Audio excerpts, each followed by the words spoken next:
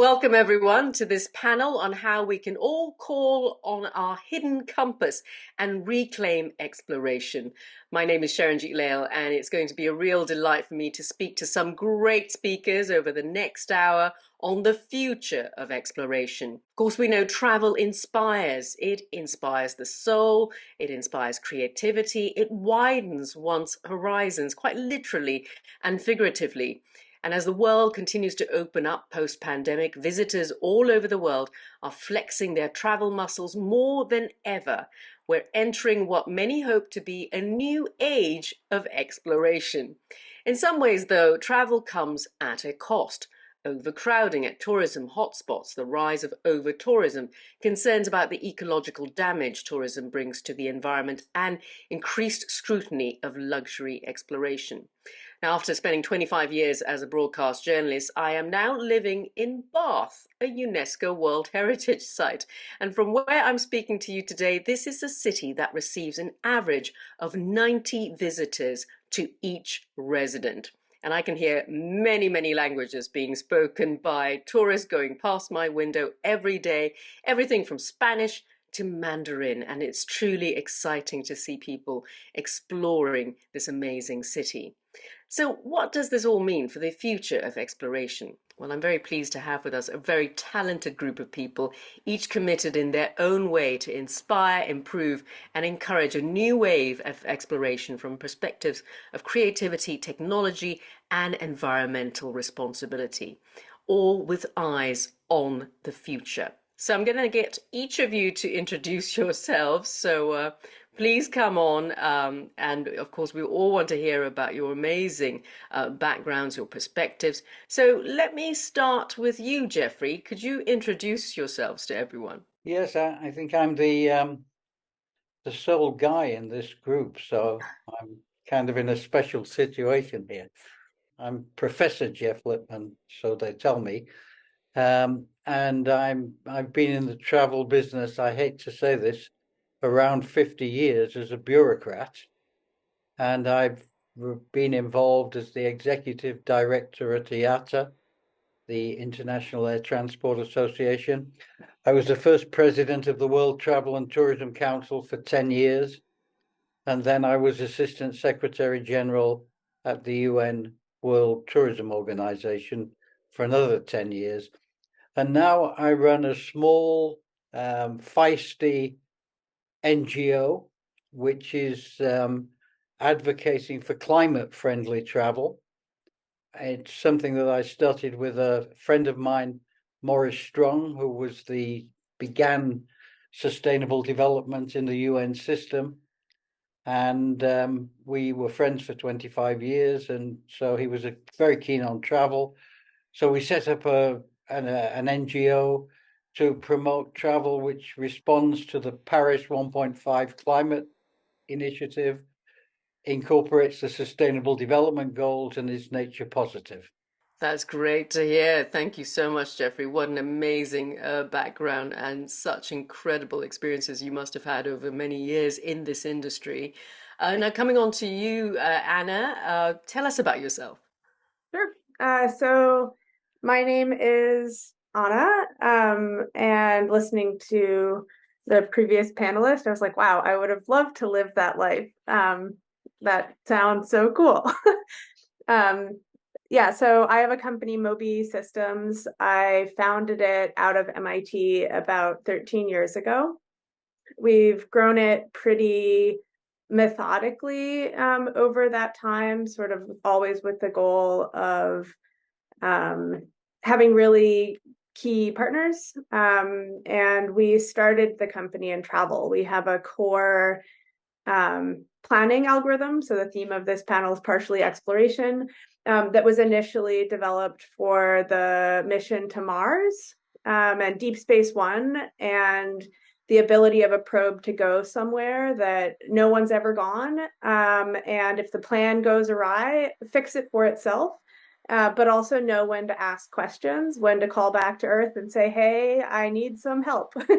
And so we've taken that technology, and our chief scientist is the chair of AAAI, One of the things that he said when we started the company is he wanted to democratize access to these really sort of cutting edge tools and technologies, make them available to people, and not just to like ship your Amazon package or, you know, like guide a rocket, but really make a difference day to day. And we've pointed that at travel, and we've pointed it at travel by partnering with the world. So we work just B2B, by partnering with the world's largest travel brands. So yeah, really happy to be here today. Wow.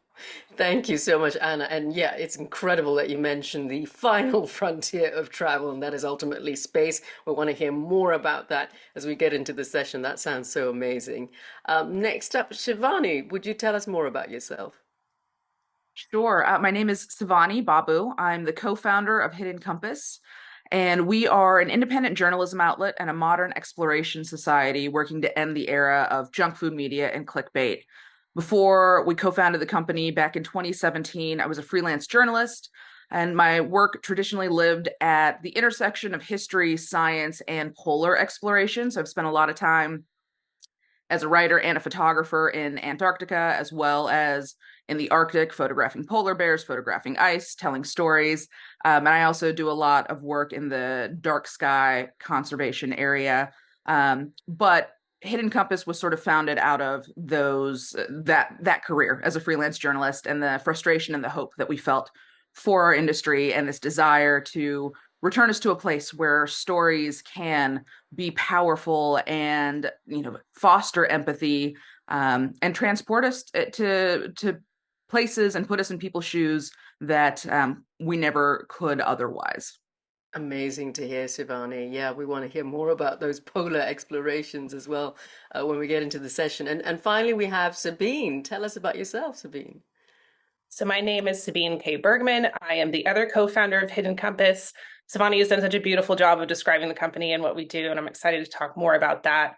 I'm also an award-winning journalist and editor, and like Sivani, I like to travel the world and go to some extreme places. So while Sivani was, say, sailing across the Drake Passage to Antarctica, I was mountain biking from the Andes to the Amazon, and she and I met in a bookstore and bonded over our love of story and adventure and exploration, and the rest is kind of history.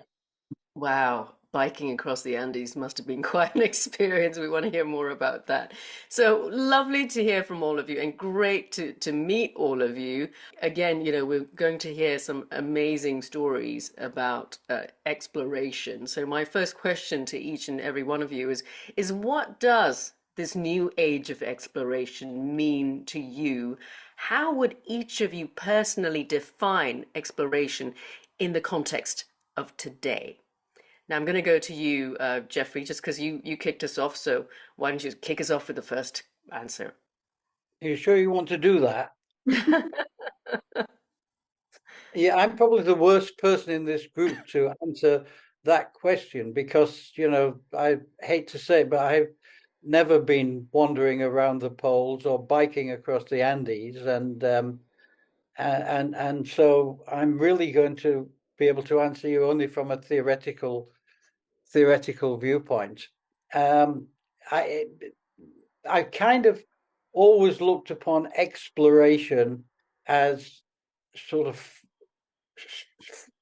far away places with strange sounding names, if you know what I mean. And we know that half of all travel is business travel, half of all travel is domestic travel. I never thought of that as being exploration, but I guess, you know, there are businessmen who would say, well, we went to a new place before the age of doing your business on the internet, and I learned things, and I had exchanges with people, and I found new cultures and new ideas and all of that. But I think that's, in my mind, a small part of it.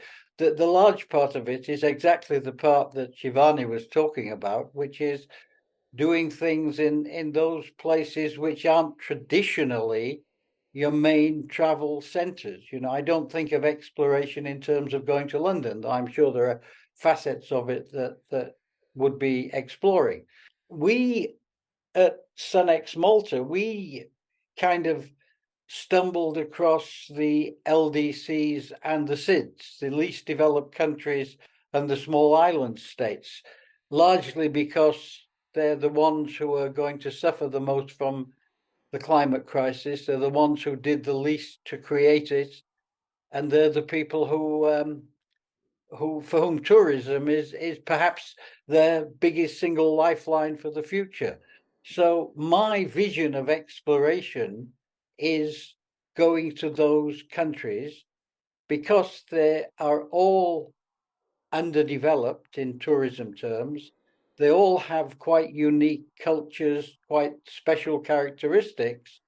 And when you are going to those countries, you're actually doing something for the economy and the people, that sort of latent side of travel, that it spreads income and creates wealth and gives trade and all those other things that we know that it does.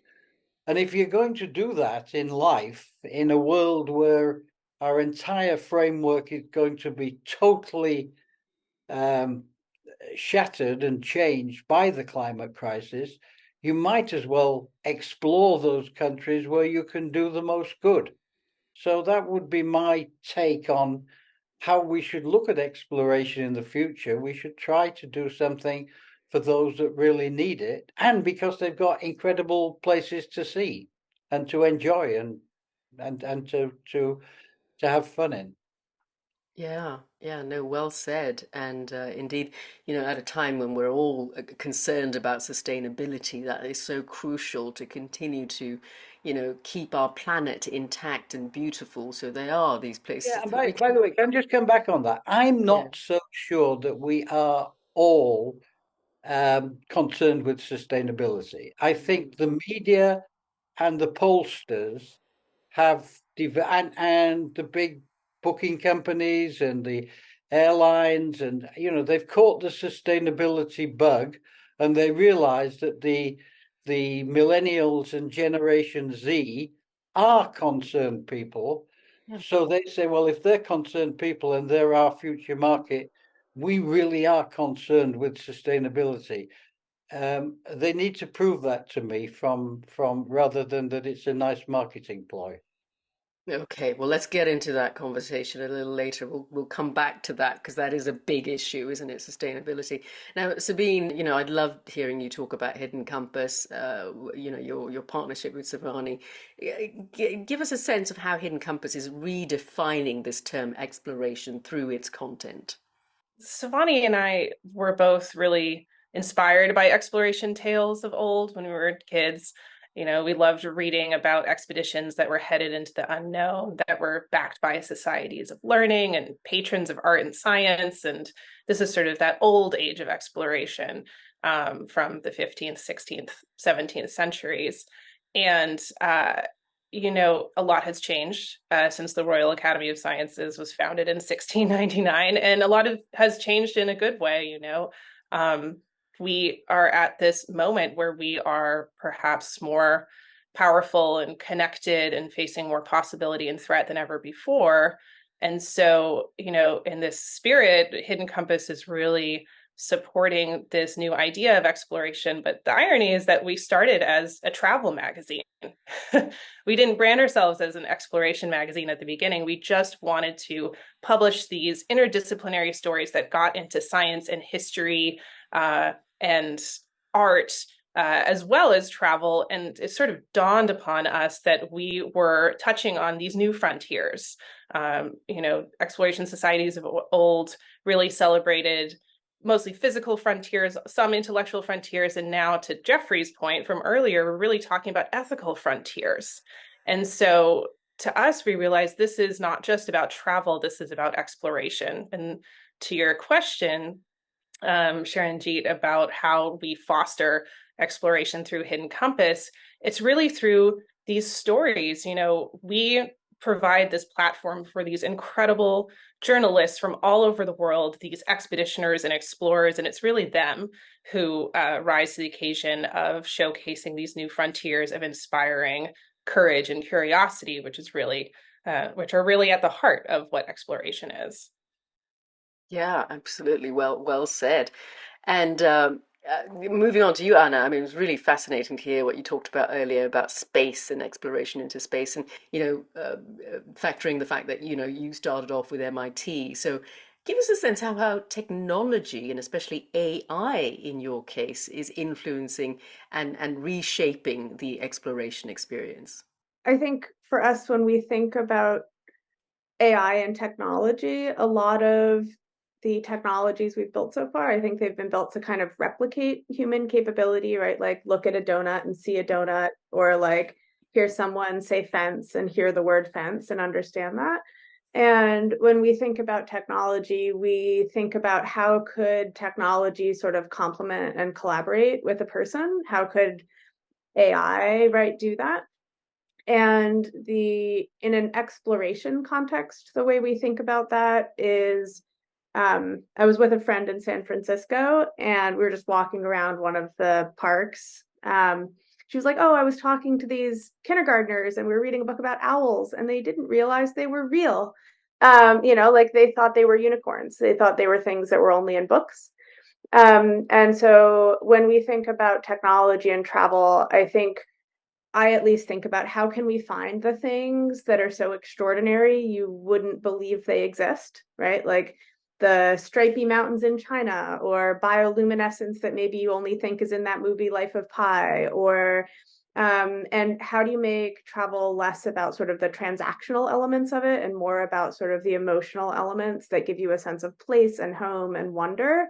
And I think this ties to the other panelists who were talking about creating a media organization to talk about sort of like truth, right? Like so much of the news day to day is fairly catastrophic sounding.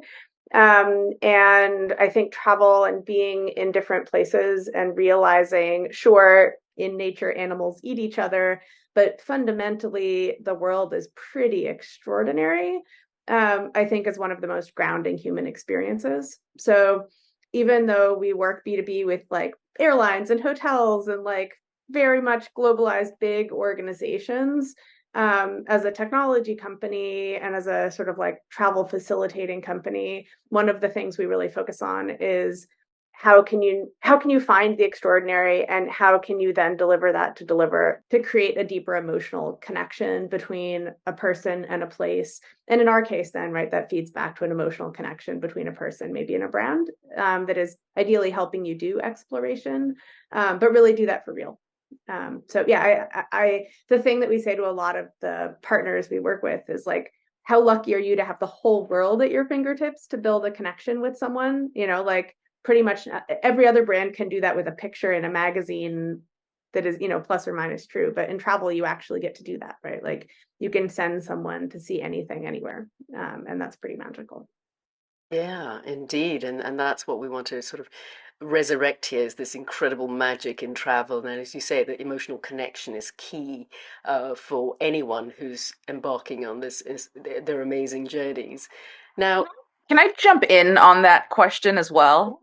yeah, go ahead. Not necessarily on the AI front, but on technology and how that's impacted travel and exploration. I think there's also sometimes, not among a group like this, but sometimes there's this perception that there's nothing left to explore. We carry so much information in our pockets these days that the wonder and Anna, I loved what you were saying about wonder, right? The wonder of discovery can seem like it's a thing of the past.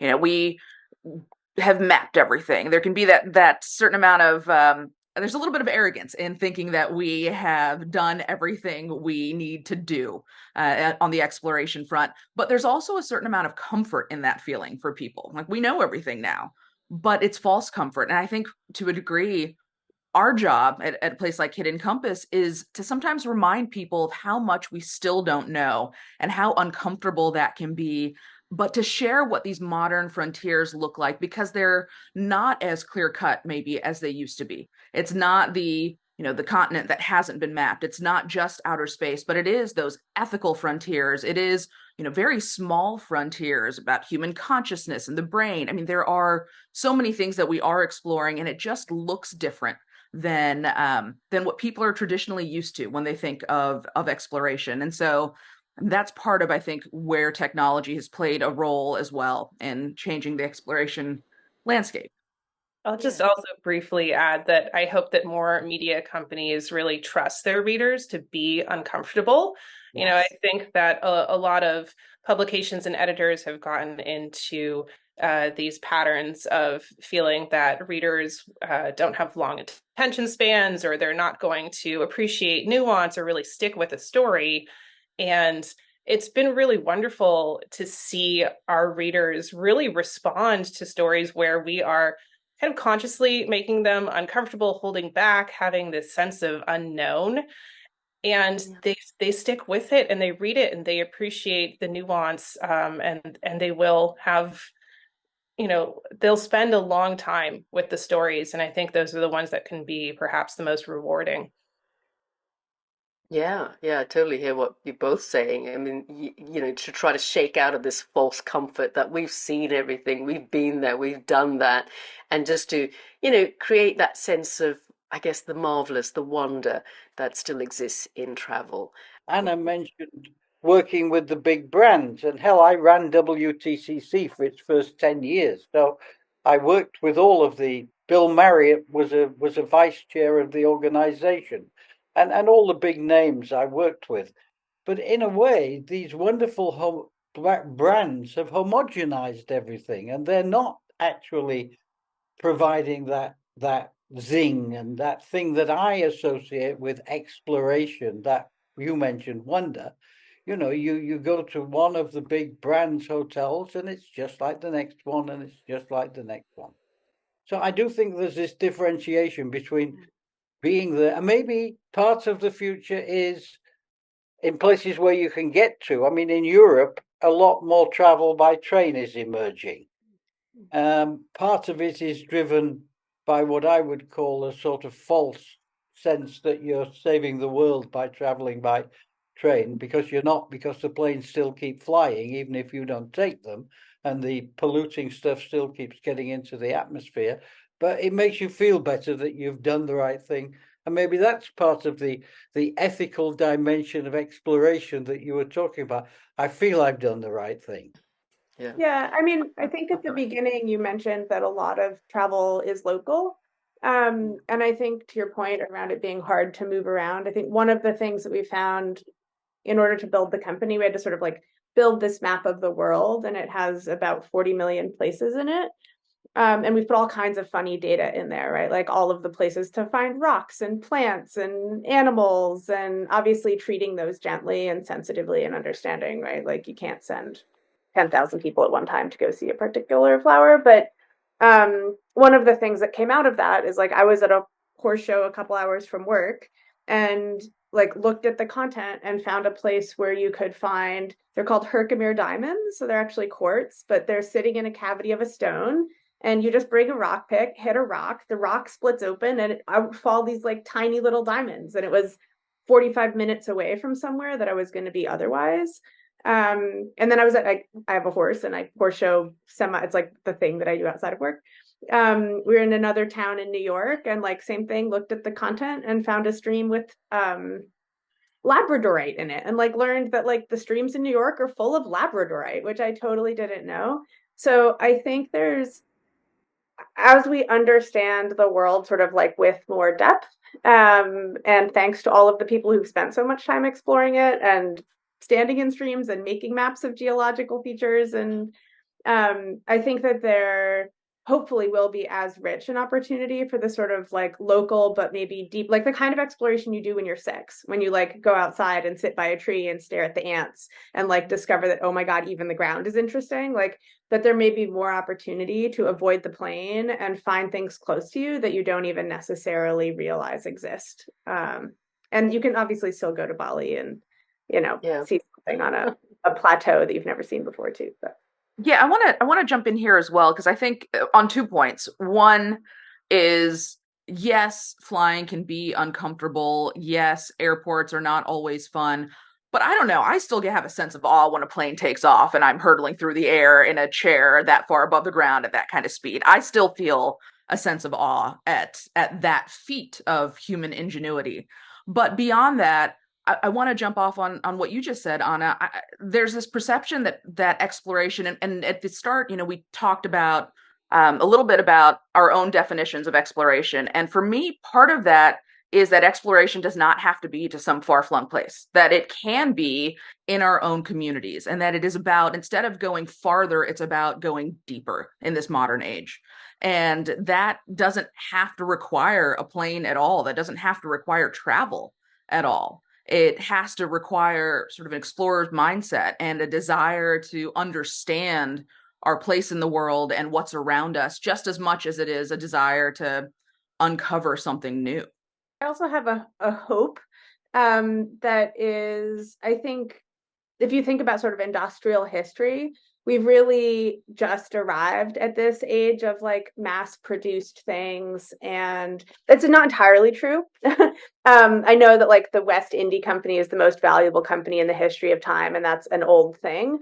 But my hope is this sort of like mass produced, everything looks the same and things are kind of uncomfortable is like a developmental stage for people, and that as time passes, we're going to figure out, like, if you think about the beautiful old buildings that were built when we had to cut every stone by hand, and then you look at the things that we build today, where we have tooling and technology that like lets us print a building or, you know, like cut stone in effectively a fraction of a second, and that the quality of the things that we produce has like it doesn't mirror the quality of the capability that we have today to make things that are beautiful. I'm hoping that this, like, everything is the same, things are kind of sterile and we're all smushed together, that this is sort of an interstitial stage in people figuring out how to meet our needs. And that if we imagine the world in 50 years or 100 years or 150 years, I'm actually fairly hopeful that we're going to solve global warming. I think if you look at like just like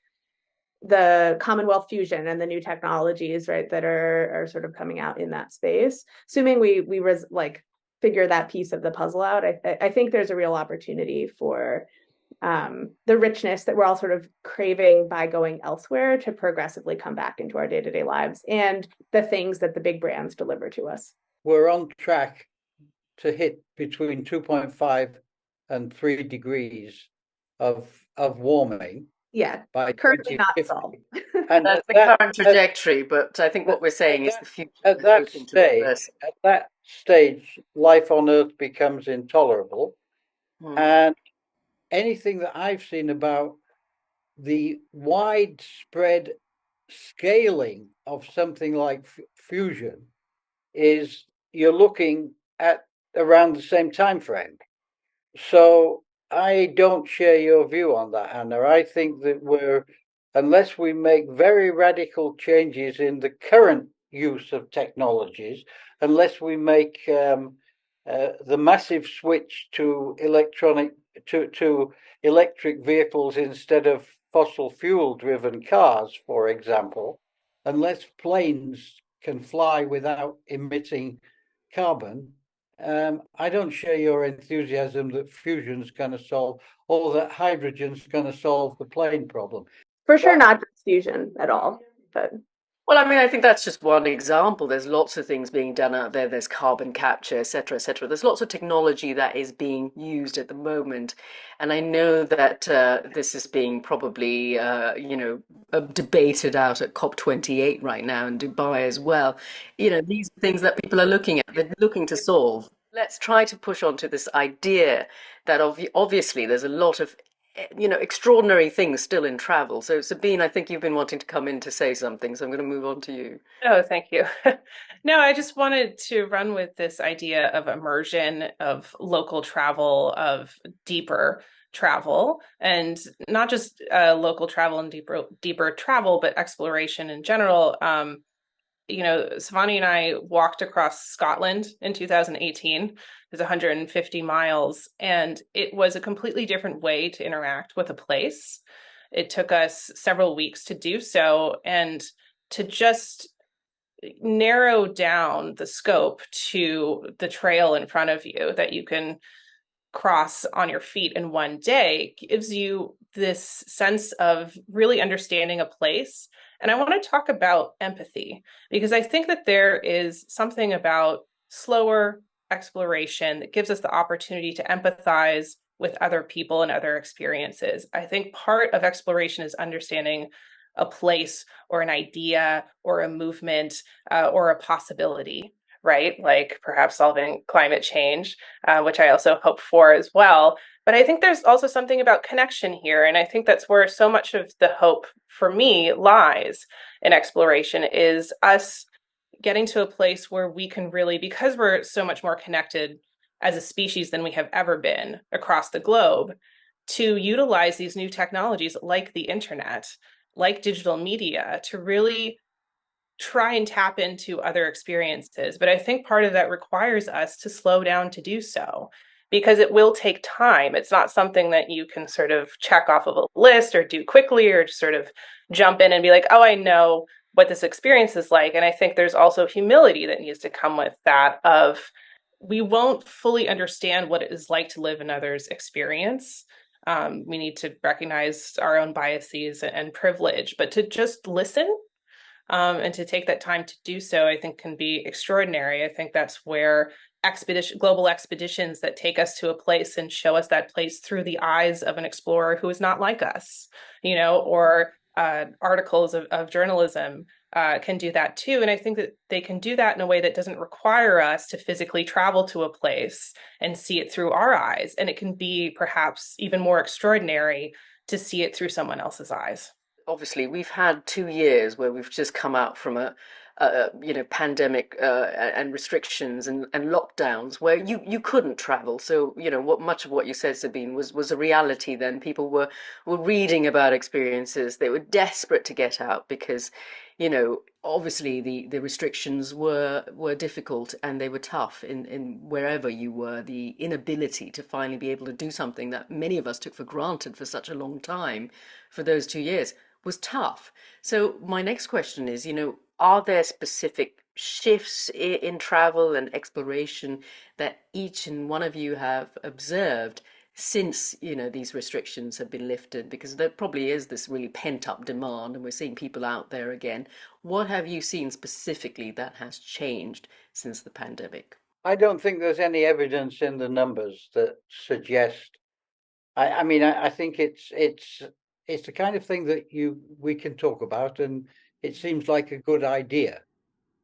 But the numbers suggest that long haul travel is increasing faster than, I don't say local movement around your own city, for example, which I know is exploration, but probably doesn't fall into the world of travel. That's just living at home. Hmm. Um, But what and is the I one think shift that you've seen then? Do you think there has been one significant shift since the pandemic? I guess that was my ultimate question, really. I think it would be nice to say yes, it is this. Mm, I haven't seen it. yeah. I've seen there's a lot of pressure and talk on what you called sustainability, but I'm not sure that's the market talking as much as the providers of the services Mm, seeing an opportunity and building up, the trying to tap into an expectation that they're building up. I don't know. I mean, I've just been working on for the last year something called the TPCC, which is a tourism version of the IPCC. mm, Um, and we've been looking at all the trends in travel, and we have 65 scientists working on this, and it'll all come out in the next couple of weeks. Um, we haven't identified any new significant trends. So I'm sorry, I know I'm sounding grouchy on this call, and I don't mean to be grouchy, Well, but we'd like to know. You said, if some of you the evidence of you're what asking you've for been working something on that will I be don't out in a few believe is weeks. out there.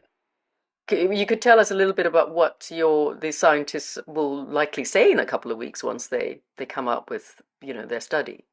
We'd Well, like to hear what's new. it'll bore you because I'll talk about climate change again. That's not boring. That's really crucial and now. So Yeah, actually, well, that is the next they're just question. they're just We've been saying talking about what we all sustainability. know, that we're Yeah, not going far enough, fast enough, and that everybody. It's great to say we'll fix it all in 2050, but if you really want to fix it, you have to start fixing it now yep, because the blanket is around the world and it doesn't yeah. go away. And That's true. and, So that and brings me very nicely into the next question. Obviously, it's not getting fixed. There's a lot of concerns about environmental concerns over tourism. So to Sabine and Sivani, with hidden exploration, I mean, what we want to hear, I suppose, what is the crucial way that, exploration can continue to be both inspiring as well as responsible? Is there such a thing? I think there's absolutely such a thing. And I'll reiterate again that exploration, we think of these far-flung destinations, resource-intensive expeditions, and it doesn't have to be that. And one great example of that is scientists that we've encountered who are now partnering with scientists on the other side of the world who are helping them collect their data so they don't have to travel there and create that carbon footprint, and they can collaborate in a way. And this is where technology can be really positive and allows us to be interconnected. But beyond that, I firmly believe in the power of thoughtful travel to help build a more empathetic world. But that means that some things have to change. And the thing we haven't spoken about, which is sort of the underpinning of any historical understanding of exploration, is that it traditionally came from an exploitative place. I mean, and that's just the reality of what exploration has been historically. And part of this modern age of exploration is divorcing it from its exploitative roots. And so that means that it can't be about just crossing something off a bucket list. That's still that conquest mentality that we have to overcome when we think about travel. But to be responsible, travel has to go deeper, and we have to acknowledge that it doesn't revolve around us as individuals. We have to ask ourselves questions like, why do I feel the need to go to this place? What meaningful cultural or other connection am I going to make there? And how does that stack up against the harm that I might cause? And we have to be conscious of these things and be very intentional about how we move through the world. Yeah, and we have multiple goals at Hidden Compass. One of them is inspiration, but another is just contributing to the global conversation in a meaningful way. A few years ago, we published a piece called The Age of Conquest by a journalist named Jenna Skatina, and she was writing about her experience as a travel journalist, and she had gone to a lot of places and written these beautiful stories that ended up on, glossy front pages of national and international magazines about these locations and destinations. And then she saw how a lot of these places transformed in the wake of that media attention in ways that were harmful to local residents. And in her article, The Age of Conquest, she really grapples with this sense of guilt and responsibility of what she personally might have contributed to this. And I think that in a way actually can be inspiring to see people who are brave enough to ask those questions of, am I doing the right thing? Is this something that I should be doing? And that in a way can be as much exploration as sort of a discovery of a place, as a discovery that, the way we're interacting with that place might not be beneficial to the people who are from there. Yeah, absolutely. And Anna, I know you've been listening patiently. You're a big proponent, obviously, of technology, of how it can solve a lot of some of the issues that we are debating today. The need to be responsible when it comes to exploration. Could you share with us how you're seeing with Mobi how technology is now beginning to make an impact in this space? So one of my favorite people in the world is this guy, Wes Jackson, who went around the world, studied all the prairies, and found every prairie has a warm grass, a cool grass, a legume, and a sunflower. And that gets you like as close to that this crop mixing gets you kind of as close to sustainable agriculture as you could imagine. And if you think about agriculture versus travel, right? Like agriculture is designed to work off sunlight and water and the things in soil. And his argument is there is no such thing as sustainable agriculture, right? Like since we put a plow into the Fertile Crescent, just like the way we live and the rate at which a human needs to consume calories means it's very unlikely that it can happen in a way that is like would hit all of the targets of true sustainability. So I think to say that like there is a world where travel is truly sustainable. I think that would be a hard statement to make. Even in the future, I'm imagining with a bunch of breakthrough tech, or like can kind of see a path to, with a bunch of breakthrough technologies that we don't even know, like have yet to discover. I think it's more like the place that I see travel filling a role in sustainability is sort of in the same way as Rachel Carson's Silent Spring played a role, in like going to a place and realizing it's something that you want to persist, right? Like I can't really think of that many cities where, like, in being in the city, I'm like, I hope exactly this city persists in exactly this, like maybe some buildings, but I think the value of travel in a sustainability context is mostly a desire to preserve or protect or take care of something that you see or experience directly. I think the probability that the plane is totally net carbon zero and creates no toxicity across its supply chain, like, I'm not sure I can actually completely imagine that world, although I do hope it exists someday. That's great. Now, again, here we are talking about this renewed need to be inspiring and be inspired as we travel, to find inspiration as we travel. But again, we know there are many, many, many downsides when it comes to traveling. So, again, Sivani and Sabine, if you can give us a sense of how Hidden Compass is navigating this really fine line between inspiring exploration and addressing the potential downsides when it comes to the negative aspects of travel, when it comes to over tourism and other issues, when it comes to the environment. How do you do it? Because it has to be a huge challenge. I think part of that is just being willing to put travel experiences and sort of difficult environmental ethical questions in the same article. When Sivani and I were both freelancing full time, one of our great frustrations is that in the travel vertical, where we're pitching stories to travel publications that touched on perhaps the darker aspects of a place or these sort of larger issues.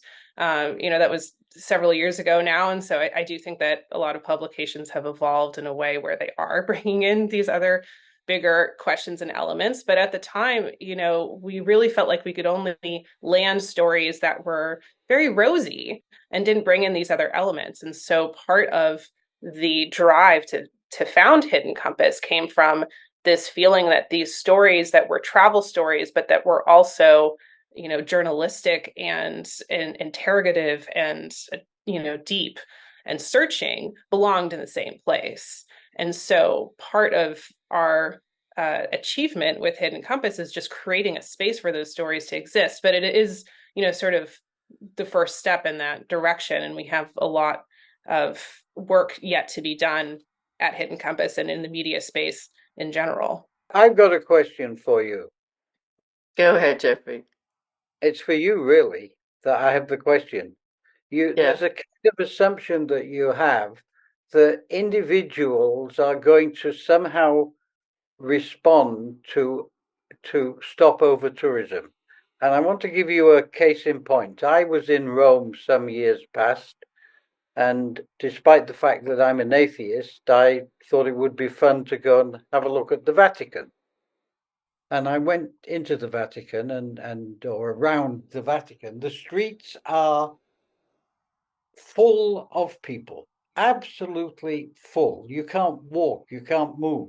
I think you'd define that as over tourism, wouldn't you? Yeah, I would. Okay.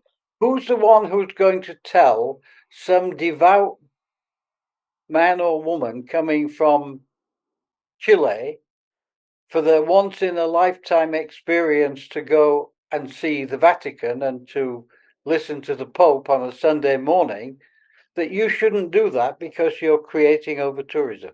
The point I wanted to try to get to is, I think the responsibility for dealing with over tourism is not to create a sense of change in travelers, but it's the people who organize and manage travel places. And they are the ones who can control what is in fact an over-concentration in Venice, an over-concentration in the Vatican. But it seems to me that it's a little Pollyanna. It's a little wishful thinking to assume, that you have any right to tell anybody. You should not go and experience the thing that you've spent your life wanting to use your terms, ladies, explore. Yeah. If a person, If I could jump in to sort of address two of these points, Geoffrey, because I think they're good ones. I think one, this question of, who are we to tell people?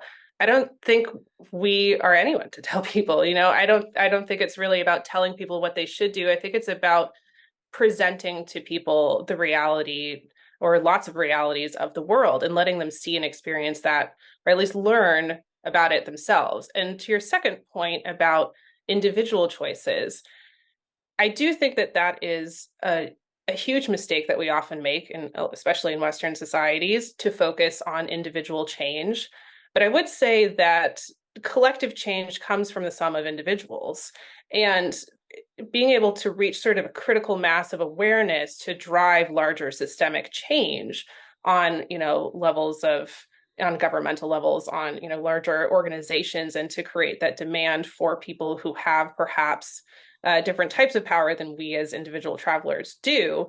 That's something that can only really, and maybe not only, but it can often happen from a demand from a large audience. And so a lot of these questions are not necessarily like, what can we individually do, but how do we tap into other individuals and collectively demand certain types of change? or how can you encourage the people who have the capability to make the change to do so? Yeah. And yes, behavioral change in individuals, I'm a strong supporter. This is what we do at SunX on the climate issue. We're trying to create behavioral change. But at the end of the day, our society is largely governed by large producers of things and large governments and large financial organizations. And I suspect they're the ones who have more capacity to make that change than to assume that it's going to come from we're only responding to demand. I think we have to somehow manage that process better. I mean, I think it would be great to say that these organizations that are in charge are the ones who are going to make the changes. And I think ultimately they have to. But I think Sabine's exactly right in that a lot of times those changes are driven by, a swell of demand from individuals. And we see that in government, we see that with businesses, we see that all the time. And so, yes, ultimately, they're the ones who can have the most impact when we think about policy, when we think about regulating tourism to a place, all of those types of things. But we also need to get individuals to be thinking about these issues. And the more that individuals do, the more they can demand some of these changes we hope that larger organizations make. Yeah, and if you'll all indulge me for a minute and just a quick story that illustrates this. So in my life before journalism, I was involved in environmental science and climate change, and I attended the United Nations Conference of the Party, or COP, in Copenhagen in 2009, which is a conference I think a lot of people are very familiar with, where delegates from nations all over the globe come together to hash out agreements to try and mitigate and adapt to climate change. And while we were there, there was this massive protest that actually shut down the conference center, and we were all locked inside for our own safety. And we had these huge screens up on the wall that showed the news, and the news happened to be showing this massive protesters who happened to be outside the conference center. And that day, more than 1,000 people got arrested. But I remember being in front of those monitors and standing next to a delegate from, one of the countries in Latin America. And I think people have this perception that these delegates who are negotiating these climate agreements have more power perhaps than the people outside. But I remember this woman looking at the televisions in front of us and saying, those people have more power than we do, because they are the ones who are going to pressure our governments to give us the ability to negotiate past certain levels. and passed certain agreements that our governments were not willing to do before. And that was really sort of a pivotal moment for me to see the power of collective action and public outcry and demand. Perhaps is one of those sort of epiphanies in life that directed me towards journalism as a career. But I just remember standing there and thinking, this woman might be right. I know we're all making some really incredible, insightful points here. And sustainability is something that has been coming up a lot. It is something that we should want to try to achieve. It is difficult to manage. It is a tough thing to do. But ultimately, I think what we're hoping will come out of this conversation is how exploration can be a force for positive change, potentially in environmental conservation. I mean, do we think this is something that we can do, whether it's an individual or a collective action? Is it something we can achieve?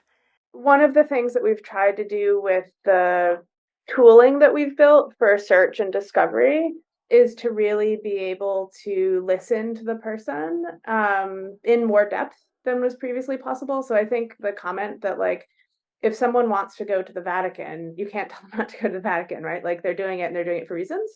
But a lot of times people have a general sense of something they're looking for, right? Like, I want to go somewhere that's this far from me, or I want to see this person's artwork. Like, they have a couple things that they want, and the world is still big enough that they don't necessarily know exactly where those things are. Even Venice, right? Like, if you're like, well, you could go to Venice, but like, guess what? It's gonna, and maybe you could see some really cool glasswork, but actually there's a town that is 150 miles down the coast, and it's smaller and it's quiet and it has better gelato even, and so, and it has this beautiful place you can stay, and you're going to have a whole villa all to yourself, and it's going to be kind of miraculous. So one of the things that we've tried to do with search is to understand, like, how can you kind of, the underlying technology we use, it's called constraint programming, and the thing that is powerful about it is it lets you take all kinds of input. It lets you take words, it lets you take money, it lets you take inventory and do comparison across all of these categories, kind of like game theory, right? Like in the movie where, like, you're walking towards one person, actually you could take either the person on the left or the person on the right, they'd both be better. So really understanding, how do you say yes to someone, say yes to what they're looking for, but sometimes, like, use the expansiveness of the world to show them something that they want. They might want more if you just show them that it exists. And so, yeah, that's one of the core things that we try to do. And I think it provides, I mean, it's the reason that we made the decision to work with big brands, because we felt like, in working with Marriott or some, a brand like that, they have hundreds of millions of travelers. We're not going to build a 2C product that has that sort of traction. And if you give big brands technology that helps the people that travel with or through them the ability to explore the world and find the things that they really want, hopefully, right, people really are looking for different kinds of things often enough that we can kind of drive tourism to the places that needs it, but also help people find the things that are really going to matter to them. Isn't there a contradiction in terms, Anna, in what I'm sure in what you've just said? I was with you for a certain moment about how you could use search, and I can also now speak about my point on the earlier question. I think there are some things that are right and some things that are evidently not right. Yep. And I think that what you've described, the Venice example that you gave, and look, we can show you there is a place where you will get a very similar experience to Venice, and you won't have all of the people there which are going to make your life miserable. And by the way, you're going, and all of that, yes. But the last people who are going to build a hotel in that place are Marriott. For sure. And they have no inclination to want to send you to somewhere where they don't have a hotel. And I think the point I was trying to make before is that the people, if you think there's something that's right, it doesn't really matter whether you're a big brand or a small player, you're actually doing the right thing. I mean, in terms of what Sabine said earlier about ethics, and I'm not a particularly moralistic person, but I think your example was a perfect example you can send people to have a very similar experience by demonstrating to them that what they are looking for can be had in a place where they don't always also have the over tourism Yep. experience. And I mean, I want to give you an example. We have a registry for people who say they want to do climate friendly travel. And we're very loosey goosey about we don't monitor them or certify them. We say, look, if you say you're going to do that, that's good enough for us. We'll work with you and we'll try and produce them. We have in India a group of 60 hotels, and that everyone is a small, unique boutique hotel. And to Sabine, I mean, these are the kind of places that I think you could explore. I'm not sure you're going to explore if you send people to a Marriott in Mumbai. I think That's there's a a definition of what explore means. It's a really, really good point. And in that particular case, you're totally right that using a big brand like Marriott was you're right, right? Like they're not going to have a property in tiny and I mean, I love Marriott all day long, but probably hopefully they don't ever have a hotel in that tiny town, right? Like that town is but let's say we pick an airline, right? Like an airline where you could fly to some place in Italy and go to Venice, or you could fly to some place in Italy and go to this tiny town, right? Like just building tools that meet people where they are, wherever they're doing that research, to help them find the things that they're going to love and that the communities they visit are going to appreciate. That was the primary point. Yeah, and I think actually this is how you get to the people, whether we love it or hate it. This is how most people are beginning to get their experience feeling. And whatever you're doing with technology, I think it's got more chance of influencing people with this than I do with either your carbon capture, because you read Bill Gates, you can't scale it up enough, No, you or can't. or It was an your example that was used, just like you used EVs, and as we know, electric vehicles, you have to then get rid of a battery. That's a very difficult thing too, but it's an example, and there are many technologies out there being used as examples. Let's get back to the thing that we are talking about, which is this conversation, inspiring people to go out and potentially find those little places outside Venice, those amazing experiences where we are trying to reclaim dark skies. And these are all amazing things that you have all mentioned today. We are just coming up to more than an hour of this extraordinary conversation, so I don't want to, pick on specific things. My final question to each of you would be, what message or call to action would each panelist like to leave with the audience regarding the future of exploration and of course, their role in reclaiming it? And I think that is what we want to know today. So give us a sense of a call to action, one message to everyone watching. What would that be?